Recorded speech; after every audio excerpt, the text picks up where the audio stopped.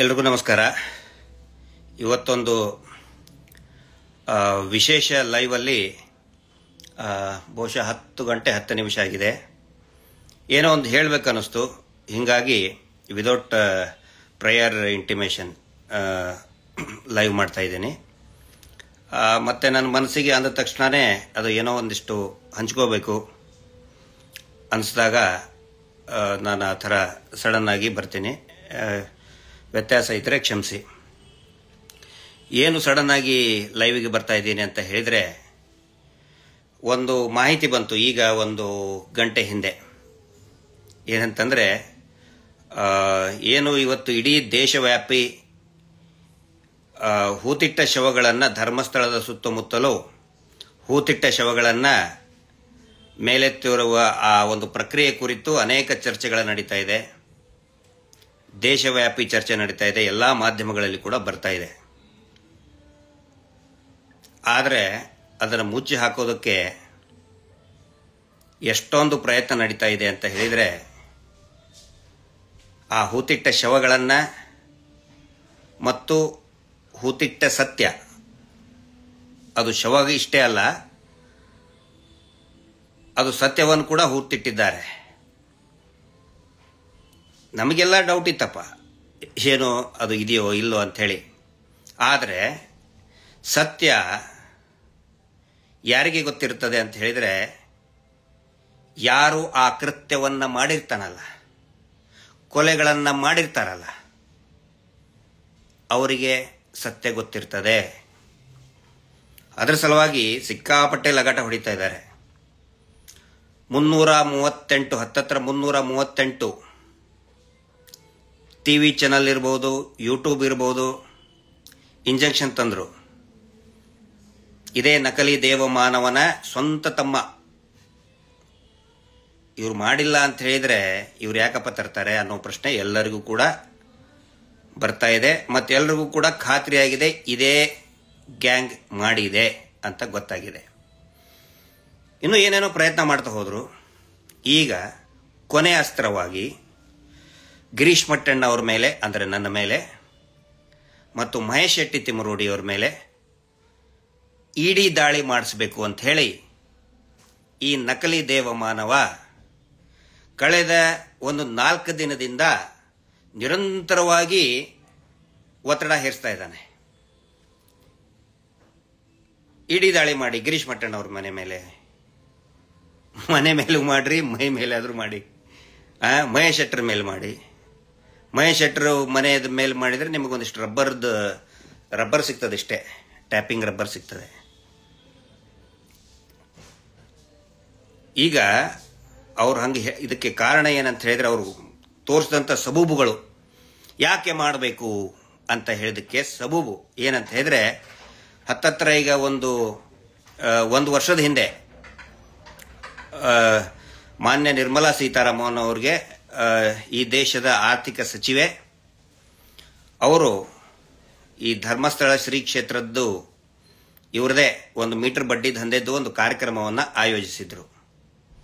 ಆವಾಗ ನಾನು ನೇರವಾಗಿ ಪ್ರಶ್ನೆ ಕೇಳಿದ್ದೆ, ಈ ಕೊಲೆಗಡಕರ ವೇದಿಕೆಗೆ ನೀವು ಯಾಕೆ ಬಂದ್ರಿ, ಮತ್ತು ಅವರು ಮಾಡ್ತಾ ಇರುವಂಥ ಅಕ್ರಮ ಬಡ್ಡಿ ದಂಧೆಯನ್ನು ಹಿಂದಿಯಲ್ಲೇ ನಾನು ಮಾತಾಡಿದ್ದೆ. ಟ್ವಿಟ್ಟರ್ನಲ್ಲಿ ಕೂಡ ಅದು ಸಾಕಷ್ಟು ಹೋಗಿತ್ತು, ಮತ್ತು ಯೂಟ್ಯೂಬ್ನಲ್ಲಿಯೂ ಕೂಡ ಸಾಕಷ್ಟು ಅದು ವೈರಲ್ ಆಗಿತ್ತು. ಮತ್ತು ನಾನು ಅದನ್ನು ಸಂಬಂಧಪಟ್ಟಂಥ ಇಲಾಖೆಯ ಅಧಿಕಾರಿಗಳಿಗೂ ಕೂಡ ಕಳಿಸ್ಕೊಟ್ಟಿದ್ದೆ. ಅದಕ್ಕೆ ಇವರೇನು ಹೇಳ್ತಾ ಇದ್ದಾರೆ ನೋಡಿ, ನಿಮ್ಮ ವಿರುದ್ಧನೇ ಹೇಗೆ ಮಾತಾಡಿಬಿಟ್ಟಿದ್ದಾರೆ. ನಾನು ಮಾತಾಡಿದ್ದು ಅವ್ರ ವಿರುದ್ಧ ಅಲ್ಲ, ನಾನು ಮಾತಾಡಿದ್ದು ಈ ನಕಲಿ ದೇವ ಮಾನವ ಮಾಡ್ತಾ ಇರುವಂತಹ ಅಕ್ರಮ ಮೀಟರ್ ಬಡ್ಡಿ ದಂಧೆ, ಅದರ ಕುರಿತಾಗಿ ಹೇಳಿದ್ದೆ. ಈಗ ಅದನ್ನು ತೋರಿಸ್ಬಿಟ್ಟು ನೋಡಿ ನಿಮ್ಮ ವಿರುದ್ಧ ಹೆಂಗೆ ಮಾತಾಡಿದ್ದಾರೆ, ಈಗ ಇಡಿ ದಾಳಿ ಮಾಡಿ ಅಂತ ಹೇಳಿ ಇಡಿ ದಾಳಿ ಮಾಡಿ ಉಗಿದು ಕಳಿಸಿದ್ದಾರೆ. ಈ ನಕಲಿ ದೇವಮಾನವನಿಗೆ ನಿನ್ನ ಮೇಲೆ ಏನೋ ಆರೋಪ ಬಂದಿದೆ, ಜನ ತಗೊಂಡು ಹೊಡಿತಾ ಇದ್ದಾರೆ, ಅದ್ರ ಬಗ್ಗೆ ನೋಡು ಅಂತ ಹೇಳಿ ಬಿಗಿದು ಕಳಿಸಿದ್ದಾರೆ. ಈಗ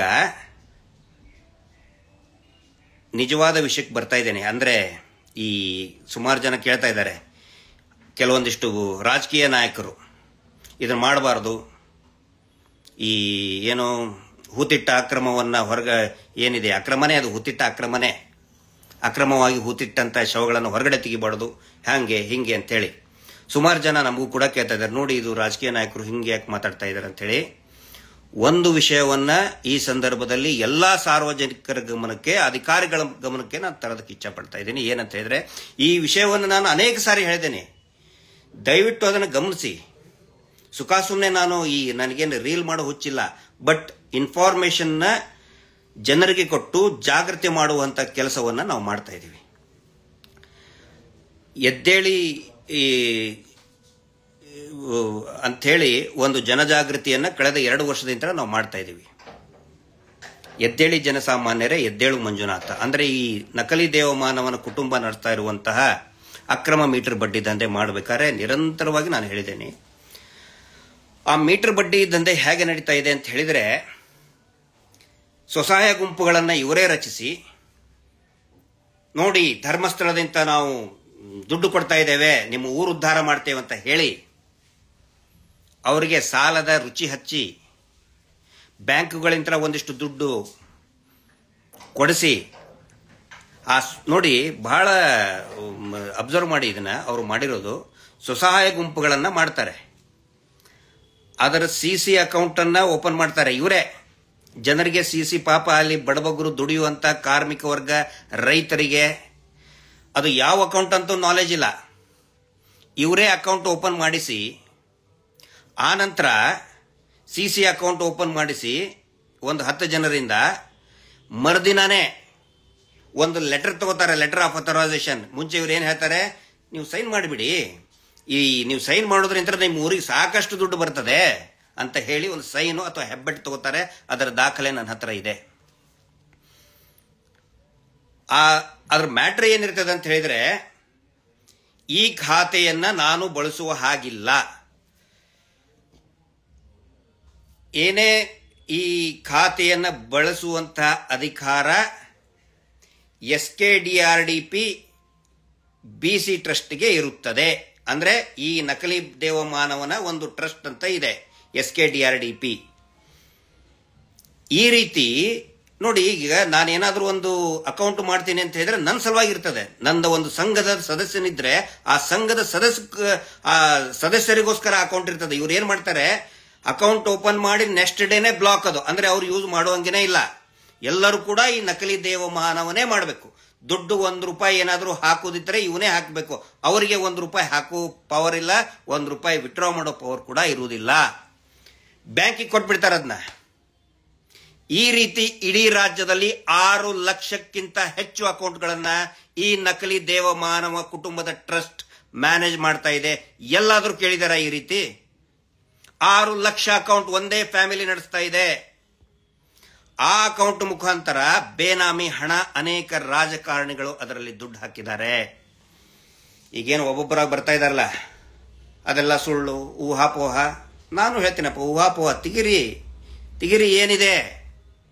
ಅವ್ರು ಯಾಕೆ ಹೇಳಿಕೆ ಕೊಡ್ತಾ ಇದ್ದಾರೆ ಅಂತ ಹೇಳಿದ್ರೆ, ಅವರೆಲ್ಲರ ದುಡ್ಡು ಕೂಡ ಈ ನಕಲಿ ದೇವಮಾನವನ ಅಕ್ರಮ ಮೀಟರ್ ಬಡ್ಡಿ ದಂಧೆಯಲ್ಲಿ ಸಿಕ್ಕಾಕೊಂಡಿದೆ.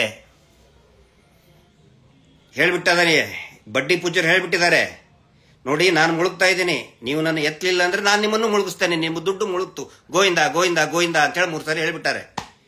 ನಾನು ಮುಳುಗಿದ್ರೆ ನಿಮ್ಮ ದುಡ್ಡು ಗೋವಿಂದ. ಯಾರ್ಯಾರು ರಾಜಕಾರಣಿಗಳು ಕಪ್ಪು ಹಣವನ್ನ ಇಟ್ಟಿದಾರಲ್ಲ ಅವ್ರಿಗೆಲ್ಲರಿಗೂ ಕೂಡ ಹೇಳ್ಬಿಟ್ಟಿದ್ದಾನೆ, ಬಡ್ಡಿ ಪೂಜರು ಹೇಳ್ಬಿಟ್ಟಿದ್ದಾರೆ, ನಾನು ಮುಳುಗಿದ್ರೆ ನೀವು ಮುಳುಗ್ದಂಗೆ, ನಿಮ್ಮ ದುಡ್ಡು ಮುಳುಗ್ತು, ಗೋವಿಂದ. ನಾನು ಅದರ ಸಲುವಾಗಿ ಕಳೆದ 2 ವರ್ಷಗಳಿಂದ ಇಡಿ ಅವರಿಗೆ ನಾವು ವಿನಂತಿ ಮಾಡ್ಕೊತಾ ಇದ್ದೀವಿ, ಬಹಿರಂಗವಾಗಿ ವಿನಂತಿ ಮಾಡ್ಕೊತಾ ಇದ್ದೀವಿ. ಅನೇಕ ಹೋರಾಟದ ವೇದಿಕೆಯಲ್ಲಿ ಕೂಡ ನಾನು ಹೇಳಿದ್ದೀನಿ, ದಯವಿಟ್ಟು ನಮ್ಮನ್ನ ಎನ್ಕ್ವೈರಿ ಮಾಡಿ ಮೊದಲು, ಅವಾಗ ನಮಗೊಂದು ಅವಕಾಶ ಸಿಗುತ್ತೆ. ನಾವೇನಾದ್ರೂ ಅಪಪ್ರಚಾರ ಮಾಡಿದ್ರೆ, ನಾವೇನಾದ್ರೂ ಕೋಟ್ಯಾಂತರ ರೂಪಾಯಿ ಅವ್ಯವಹಾರ ಮಾಡಿದ್ರೆ ತನಿಖೆಗೆ ಒಳಪಡಿಸಿ ಸ್ವಾಮಿ. ಇಡಿನೋ CBIನೋ ಇನ್ನೇನೇನದಾವ ಎಲ್ಲಾನು ಮಾಡಿ, ಅವಾಗಿಂತ ಹೇಳ್ತಾ ಇದ್ದೀವಿ. ಈಗ ಏನಾದರೂ ಒಂದು ವೇಳೆ ನಮ್ಮ ಮೇಲೆ ಇಡಿ ತನಿಖೆ ಆದರೆ ಅದರಂತ ಒಳ್ಳೆಯ ಅವಕಾಶ ನಮಗಿಲ್ಲ. ಎಲ್ಲವನ್ನು ಕೂಡ ಬಿಚ್ಚಿಡೋದಕ್ಕೆ ನಾವು ರೆಡಿ ಇದ್ದೀವಿ. ಯಾವ್ಯಾವ ಲೀಡರ್ಗಳು 1000 DKC ಫಸ್ಟ್ ಬರ್ತಾರೆ ಅದರಲ್ಲಿ. 1000 DKCಗಳು. ಇವರ ಅಕ್ರಮ ಹಣ ಇರೋದೇ ಅದರಲ್ಲಿ. ಇವರ ತಮ್ಮ ಅಕ್ರಮ ಏನದು 1000 DKCಯ ತಮ್ಮನವರು ಪದೇ ಪದೇ ಹೋಗಿ ನೋಡಿ. ಮೀಟರ್ ಬಡ್ಡಿ ದಂಧೆದ್ದು ಯಾವ ರೀತಿ ಇದನ್ನ ಮಾಡಿದ್ದಾರೆ, ಪ್ಲಾನ್ ಮಾಡಿದ್ದಾರೆ ಅಂದ್ರೆ, ಜನಗಳು ಕ್ಯಾಶ್ ಅಲ್ಲೇ ದುಡ್ಡು ಕೊಡಬೇಕು ಅವರಿಗೆ. ಅದು ಪ್ರತಿ ವಾರ ಕೊಡಬೇಕು. ಪ್ರತಿ ವಾರ ಕೊಡಬೇಕನ್ನುವಂತ ಯಾವುದೇ ರೂಲ್ಸ್ ಕೂಡ ಇಲ್ಲ. ಕಲೆಕ್ಟ್ ಮಾಡೋರು ಯಾರು? ಬ್ಯಾಂಕಿನವರಲ್ಲ. ಇದೇ ಬಡ್ಡಿ ಪೂಜ್ಯರ ಈ ಸಂಸ್ಥೆ ಇದೆಯಲ್ಲ, ಆ ಸಂಸ್ಥೆಯ ಪದಾಧಿಕಾರಿಗಳಿಗೆ ಅಧಿಕಾರಿ ಅಂತ ಇಟ್ಬಿಟ್ಟಿದ್ದಾರೆ. ಅಧಿಕಾರಿಗಳು ಬೆಳಗ್ಗೆ 6 ಗಂಟೆಗೆ ಹೋಗಿ ವಸೂಲಿ ಮಾಡ್ತಾರೆ. ರಾಜ್ಯಾದ್ಯಂತ ಸಾವಿರಾರು ಜನ ಆತ್ಮಹತ್ಯೆಯನ್ನ ಮಾಡಿಕೊಂಡ್ರು, ಊರು ಬಿಟ್ಟರು. ದೊಡ್ಡ ಸುದ್ದಿ ಆಯಿತು.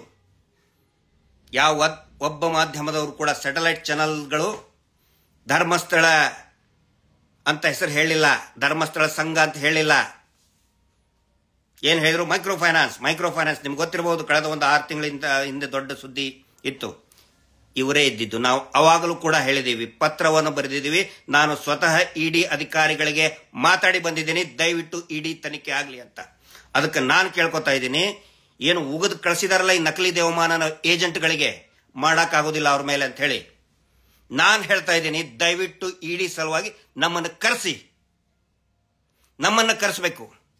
ಪ್ರತಿಯೊಂದು ದಾಖಲೆಗಳು ಯಾವ ರೀತಿ ಫ್ರಾಡ್ ಮಾಡಿದ್ದಾರೆ, ರಿಸರ್ವ್ ಬ್ಯಾಂಕ್ ಆಫ್ ಇಂಡಿಯಾದ ನಿಯಮಗಳನ್ನ ಗಾಳಿಗೆ ತೂರಿ ಬ್ಯಾಂಕ್ಗಳ ಜೊತೆಗೆ ಡೀಲಿಂಗ್ ಮಾಡಿಕೊಂಡು ಅಡ್ಜಸ್ಟ್ ಮಾಡಿಕೊಂಡು ಕಪ್ಪು ಹಣ 6 ಲಕ್ಷ ಬೇನಾಮಿ ಅಕೌಂಟ್ ಇಂದ ಬ್ಲ್ಯಾಕ್ ಮನಿ ಯಾವ ರೀತಿ ಸರ್ಕ್ಯುಲೇಟ್ ಮಾಡ್ತಾ ಇದ್ದಾರೆ. ಅದರಲ್ಲಿ ರಾಜಕಾರಣಿಗಳ ದುಡ್ಡು ಇದೆ, ಕೆಲವೊಂದಿಷ್ಟು ಅಧಿಕಾರಿಗಳ ದುಡ್ಡು ಇದೆ, ನ್ಯಾಯಾಂಗ ವ್ಯವಸ್ಥೆಯಲ್ಲಿ ಇರುವಂತಹ ಹಿರಿಯ ಜಡ್ಜಸ್ಗಳ ದುಡ್ಡು ಕೂಡ ಇದೆ. ಎಲ್ಲವೂ ಕೂಡ ಹೊರಗಡೆ ಬರಲಿ. ದಯವಿಟ್ಟು ಇಡಿ ರೇಡ್ ಮಾಡಿ ನಮ್ಮ ಮೇಲೆ. ಎಲ್ಲ ದಾಖಲೆಗಳನ್ನು ಹಿಡ್ಕೊಂಡು ಬರ್ತೀವಿ. ಏನ್ ಸಿಗ್ತದೆ? ಒಂದು ಇದನ್ನಿದೆ, ತೆಲುಗಿನಲ್ಲಿ ಗಾದೆ ಇದೆ, ಇಬ್ರು ಜೋಗಿ ಇಬ್ರು ಯಾರು ಸಾಧುಗಳನ್ನ ತಿಕ್ಕಿದ್ರೆ ಏನು ಬರ್ತದೆ? ಬೂದಿ ಬರ್ತದೆ. ನಮಗೆ ಮಹೇಶ್ ಶೆಟ್ಟಿ ತಿಮ್ಮರೋಡಿಗೆ ಮಾಡಿದ್ರೆ ನಿಮ್ಗೆ ಬೂದಿನೇ ಸಿಗುತ್ತೆ, ಇಡಿಗೆ ಬೂದಿನೇ ಸಿಗುತ್ತೆ. ಆದರೆ ಅವ್ರನ್ನ ತನಿಖೆ ಮಾಡಿದ್ರೆ ದೊಡ್ಡ ಹಗರಣ ಈ ದೇಶ, ಈ ಜಗತ್ತು ಕಂಡು ಕೇಳರಿಯದ ಬಿಗ್ಗೆಸ್ಟ್ ಇಕನಾಮಿಕಲ್ ಸ್ಕ್ಯಾಂಡಲ್ ಹೊರಗಡೆ ಬರ್ತಾ ಇದೆ. ದಯವಿಟ್ಟು ನಾನು ರಿಕ್ವೆಸ್ಟ್ ಮಾಡ್ಕೊತಾ ಇದ್ದೀನಿ, ಇಡಿ ಎನ್ಕ್ವೈರಿ ಆಗಬೇಕು, ಸಿಬಿಐ ಎನ್ಕ್ವೈರಿ ಆಗಬೇಕು. ಪ್ರತಿಯೊಂದನ್ನು ಬಿಚ್ಚಿಡ್ತೀವಿ ನಾವು.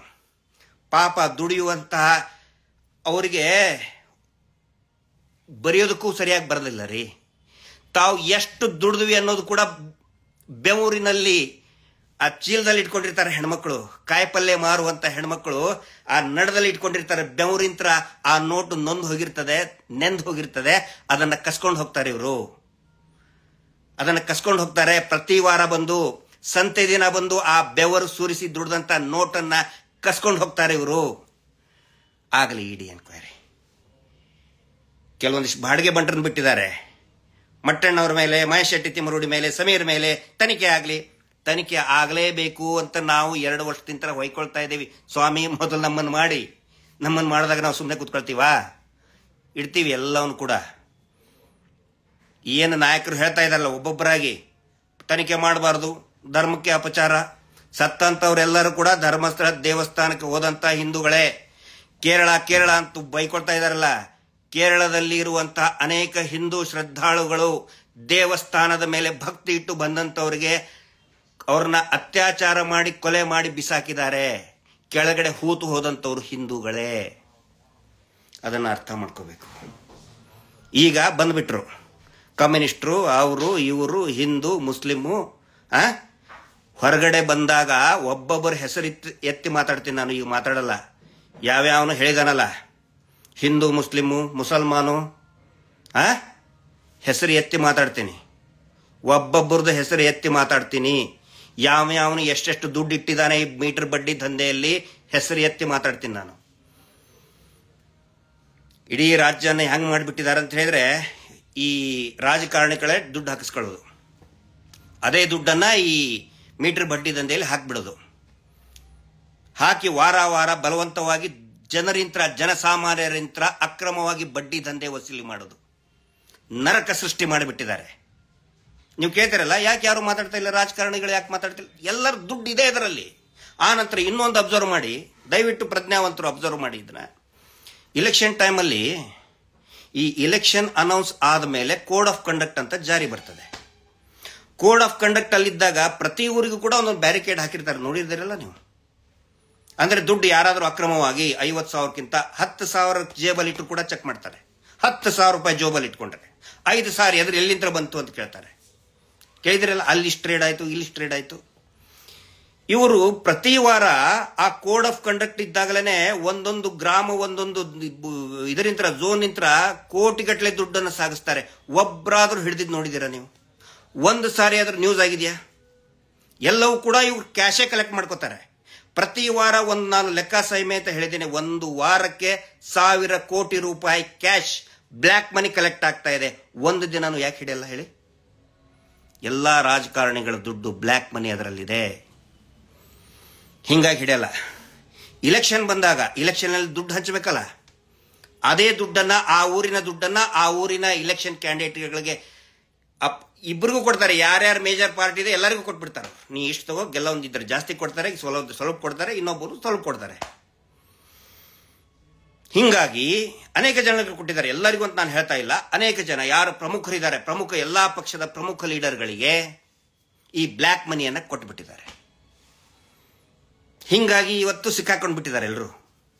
ನಕಲಿ ದೇವಮಾನವನ ಹತ್ರ, ಬಡ್ಡಿ ಪೂಜ್ಯರ ಹತ್ರ. ಬಡ್ಡಿ ಪೂಜ್ಯರು ಹೇಳ್ಬಿಟ್ಟಿದ್ದಾರೆ, ನಾನಂತೂ ಮುಳುಗ್ತಾ ಇದ್ದೀನಿ, ನಾನು ಮುಳುಗಿದ್ರೆ ನಿಮ್ ದುಡ್ಡು ಗೋವಿಂದ, ಇಷ್ಟೇ. ಹಿಂಗಾಗಿ